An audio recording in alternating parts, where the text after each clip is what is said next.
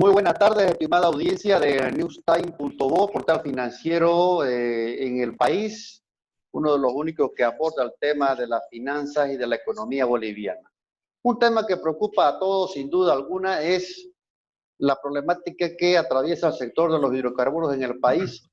De manera reiterativa lo venimos diciendo, también lo dicen los analistas energéticos, los expertos del sector están preocupados, pero al parecer no hay la reacción oportuna del ministro de Hidrocarburos ni de YPFB. Estamos en las puertas en estos momentos de una crisis en el tema de la importación de diésel, hay colas en la mayoría de los surtidores y bueno, sin duda alguna preocupa a todo Bolivia. Para ello vamos a analizar el tema de las propuestas, las alternativas que se pueden dar para de alguna manera dar solución a este tema. El ingeniero Álvaro Ríos y el ingeniero Hugo de Granados están esta tarde en newstime.bo. Le damos la bienvenida, ingeniero. Muy buenas tardes. Hola, Hilton. Bueno, un nuevo miércoles con su programa. Gustoso de estar nuevamente acá. Y esta vez, se nos ha ocurrido traer a una persona que opina mucho, que sabe mucho del sector, que es el don Hugo del Granado, con quien comparto muchas ideas. Y pues lo que vamos a hacer en esta oportunidad con él, y después le voy a dar la palabra, que vamos a olvidarnos un poco el diagnóstico, que creo que ya lo tenemos un poco claro, pero también vamos a primero lanzar qué se debe hacer como medidas de corto plazo el próximo gobierno, sea quien fuere, qué debe hacer inmediatamente para reactivar este sector. Entonces, hemos hecho un trabajo juntos en esto, y Hugo va a comenzar y le voy a ceder la palabra. Un abrazo, Hugo, adelante. Gracias, Álvaro, gracias a Hilton, a los dos por la invitación. Bueno, el MAS ha dejado muchos trabajos pendientes, muchas labores inconclusas, muchas labores mal encaminadas, y lamentablemente este gobierno de transición no ha hecho absolutamente nada para poder remediar la situación. Y en la medida en que pasa el tiempo sin tomar una acción, es que las cosas empeoran. No hay peor cosa en una época de crisis que no hacer nada.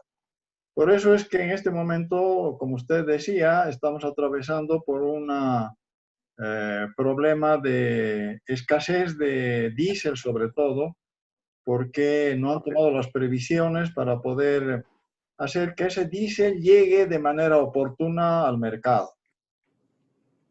Hay abundancia de diésel, hay abundancia de carburantes en todos los mercados regionales, en mercados internacionales, y es un absurdo que en este momento estemos atravesando por una situación de carencia de estos carburantes que son abundantes en cualquiera de los países vecinos y que no se esté a disposición del consumidor boliviano. Estos factores se deben sobre todo de la crisis del sector de hidrocarburos, se debe al fracaso, al fiasco de la política exploratoria del anterior gobierno, que durante 14 años no ha hecho ningún descubrimiento de significación. Han decaído continuamente los niveles de las reservas, y en la medida en que no se incorporan nuevas fuentes de producción a través de nuevos descubrimientos, la producción se va abajo. En esa misma medida, el consumo interno ha subido por un incremento incontrolable del parque automotor, por falta de eficiencia energética, las subvenciones que han colaborado también al derroche del energético, no hemos cuidado el consumo de lo escaso que se tiene, y por lo tanto hemos tenido caída de la producción, lo que ha hecho que en este momento las refinerías, por ejemplo, estén trabajando 65% de su capacidad, o sea, hay un 35% que cada vez se incrementa de capacidad ociosa. ¿Por qué? Porque no hay materia. Sin embargo, el consumo de carburantes sigue subiendo de manera sostenible y no tenemos materia prima, o sea, líquidos para poder alimentar a las refinerías. Eso es un círculo vicioso. La única manera de es a través del incremento de la producción en lo inmediato.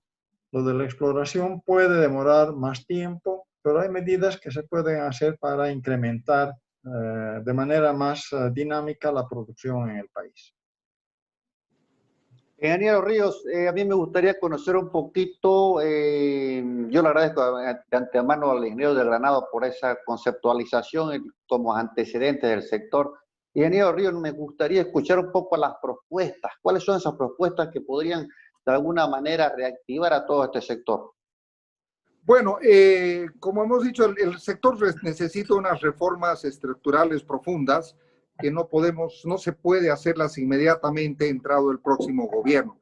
Entonces, con Hugo hemos diagnosticado, y Hugo me va a complementar, una de las primeras medidas que se debe hacer es que hay algunos pozos en exploración que están en fase de perforación y que están detenidos.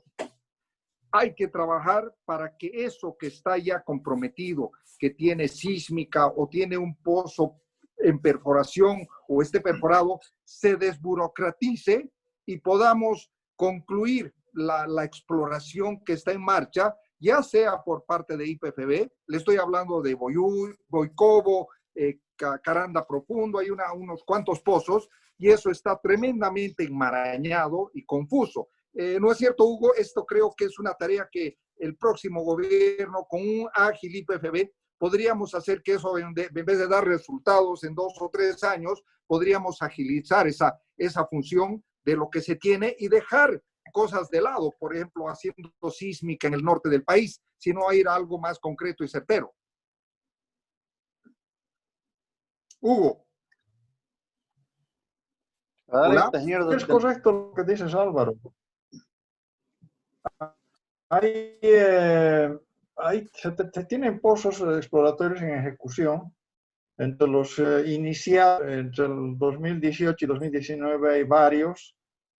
Se anunció en enero de este año que en 2 meses más y entrarían en producción, por ejemplo, Sipotindi y Arará. Sipotindi y Arará, que sobre todo el de Sipotindi, que estaba muy avanzado y que el mes siguiente iba a entrar en producción. Estamos en septiembre y ninguno de esos 2 pozos ha entrado en producción. Es más, si usted ve las contrataciones de licitación que ha hecho IPFB, en ambos casos se ve que recién han licitado los equipos y los trabajos de terminación de los pozos en ambos casos. O sea que esos anuncios no son copia de lo que anunciaba periódicamente el MAS, que hemos efectuado descubrimientos, que están listos para entrar en producción nuevos campos, que es falso. O sea, lo que se esperaba era que haya una actitud más seria con respecto a la opinión pública para no estar con anuncios exitistas y de alarde que no son reales, cuando lo que necesita la población es que se le informe con la verdad y que se transparente la información que está ahí en las estadísticas de IPFB, pero que por alguna razón que no me explico, han decidido mantenerla en reserva. Esto hace, obviamente, a la necesidad de poder apresurar el incremento de la producción. Es uno de los factores que se analizaron, terminar de una vez la ejecución de esos pozos exploratorios para que se pueda incrementar la producción en aquellos, sobre todo en estos 2 que le digo, en los que los indicios de que puedan ser exitosos son altos. El otro factor que se ha pensado es en la necesidad de reformar o de introducir modificaciones y actualizaciones a la ley de incentivos. Esa ley de a la 767, ¿correcto? A la ley 767, Hugo. La ley 7 que fue aprobada en diciembre del 2015 y que no ha sido aplicada. O sea, no se ha pagado a las empresas los volúmenes adicionales que incrementaron, no se les ha reconocido, y las empresas, por su lado, tampoco han cumplido los planes de inversión a los que se comprometieron. O sea, es un incumplimiento de ambas partes y, por lo tanto, ¿por qué? ¿Por qué se ha producido este incumplimiento? Básicamente porque las empresas han estado descontentas con la reglamentación que se hizo. Ese es un otro factor Así es, que Hugo, puede... déjame complementarte, Hugo. Sí, En adelante. realidad esa reglamentación es altamente complicada, confusa. Mezclan el ministerio con la Agencia Nacional de Hidrocarburos. Hay 3 entidades, no se sabe quién pone las líneas base. Entonces, si esa reglamentación la podrías hacer sencilla, clara, creo que podríamos entrar en campos maduros, que es lo que estás hablando, ¿no? Y eso se puede hacer en los primeros 3 o 4 meses del próximo gobierno.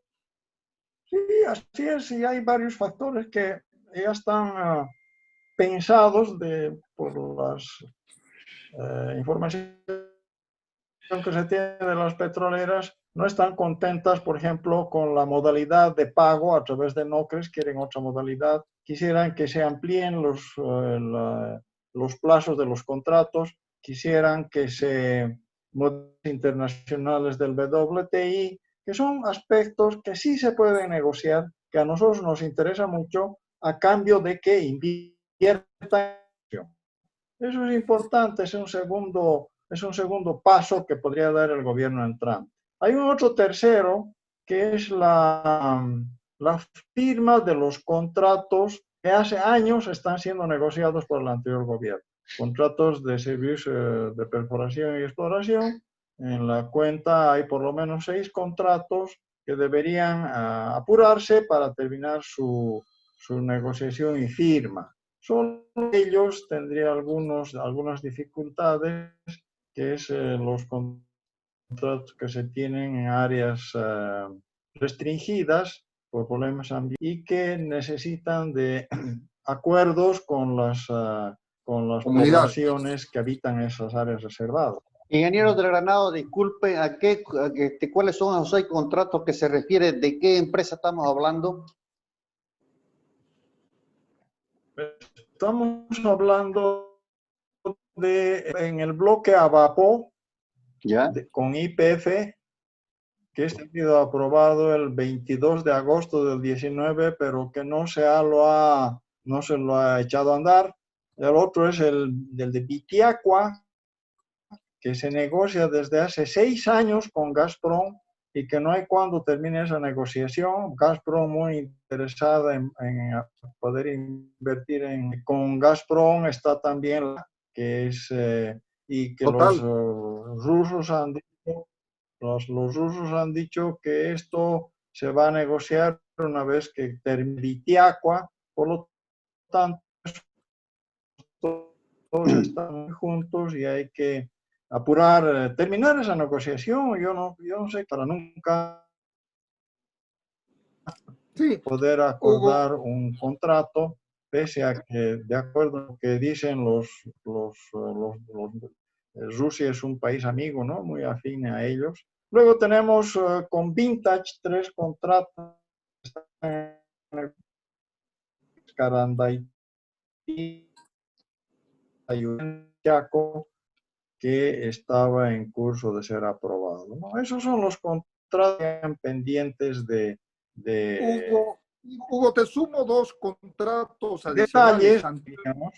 San Telmo y Astillero, que en realidad ya están firmados con Petrobras y que en realidad hay que ir a convencer a los tarijeños de que se van a quedar sin ingresos y tal vez lograr que Petrobras todavía quiera aplicar ese contrato que está en fuerza mayor por el área que tienen los tarijeños de Tariquia. Entonces, ese trabajo, Hilton, es el que estamos proponiendo, de que el nuevo gobierno explique, entre y trabaje con las comunidades de manera que la exploración avance, ya la que está hecha, la que está en marcha, la que está un poco armada, que es lo que estamos pidiendo, ¿sí? No hay otra forma. Yo le cedo al ingeniero del Granado. ¿Usted considera de que estos planes, estas propuestas que están haciendo ambos, se puede desarrollar desde el próximo año de forma inmediata?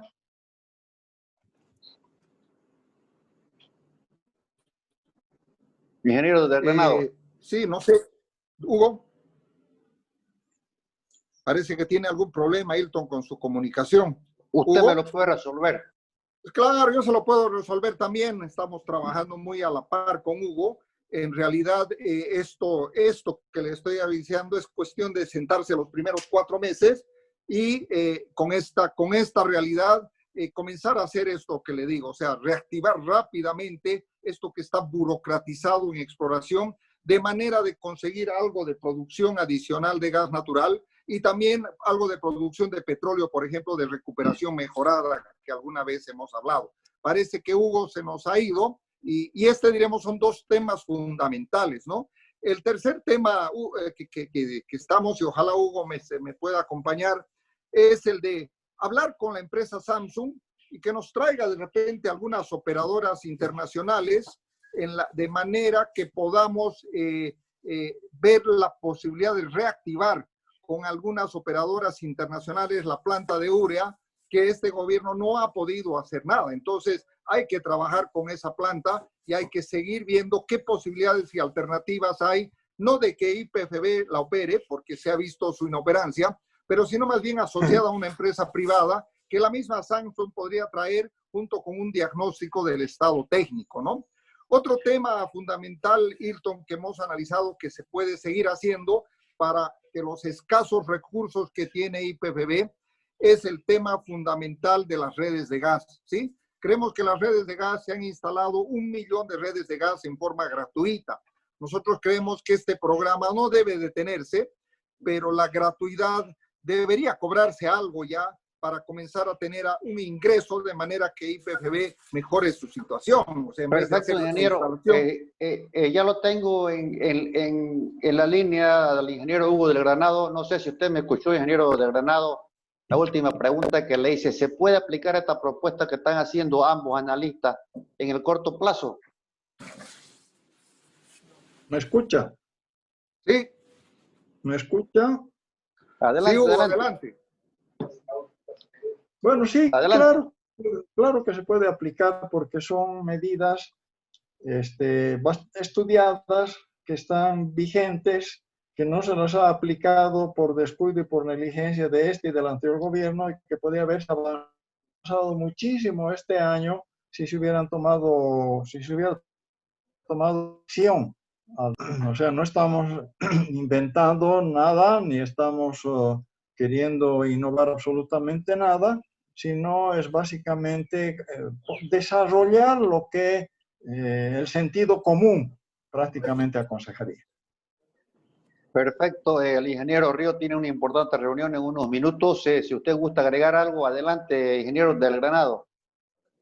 Hugo, podemos hablar también de las medidas de largo plazo que necesitamos realmente para hacer en el largo plazo y también con la institucionalidad de YPFB que hemos discutido. Hugo, te dejo con eso también, por favor. Ya, Álvaro, de largo plazo tienen que pasar por desmontar la maquinaria estatista que ha instalado el MAS. Ha concentrado toda la problemática petrolera y la toma de decisiones, desde el control hasta la ejecución de toda la política hidrocarburífera en manos del Poder Ejecutivo. O sea, no se ha dejado que YPFB desarrolle sus funciones de empresa petrolera, sino que justamente para cubrir esa política estatista se la ha llenado de obligaciones y de funciones que no corresponden a una empresa petrolera.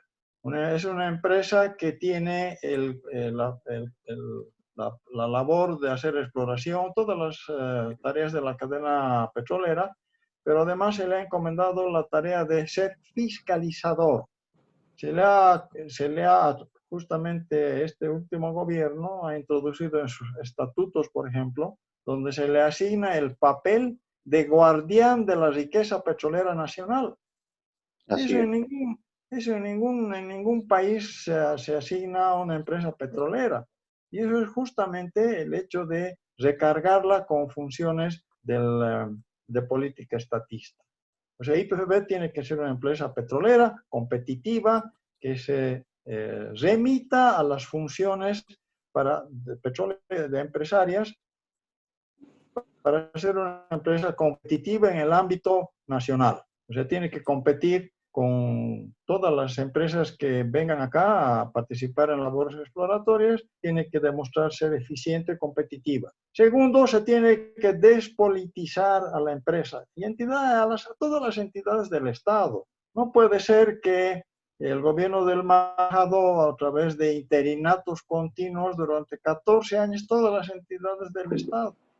Se tiene que seleccionar a la gente, a los que vayan a desempeñar papeles ejecutivos, a través de su capacidad, de su experiencia y de sus méritos. No porque tenga un carnet partidario va a ser un ejecutivo eficiente. Todo lo contrario.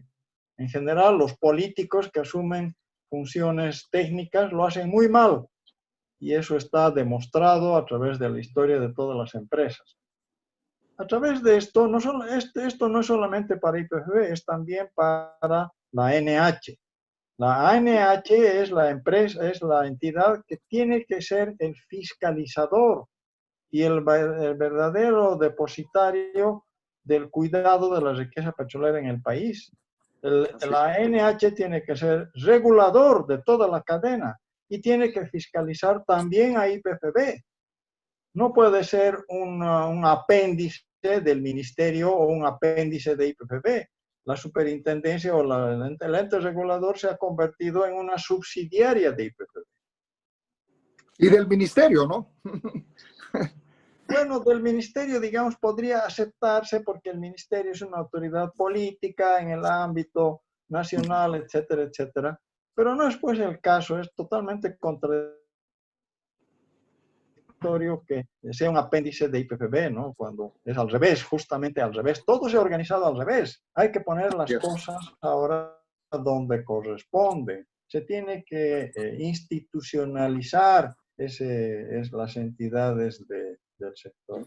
Se tiene que desmontar el estatismo que se ha montado, ¿no? No puede continuar así, es totalmente ineficiente, da lugar a la corrupción, a los grandes negociados que han hecho, a la toma de decisiones equivocadas, a la implementación de proyectos descabellados, todo es producto de falta de controles cruzados.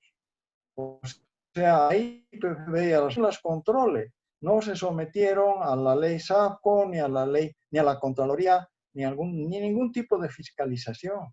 Es por eso que han habido tantos actos de corrupción en IPFB, ¿no?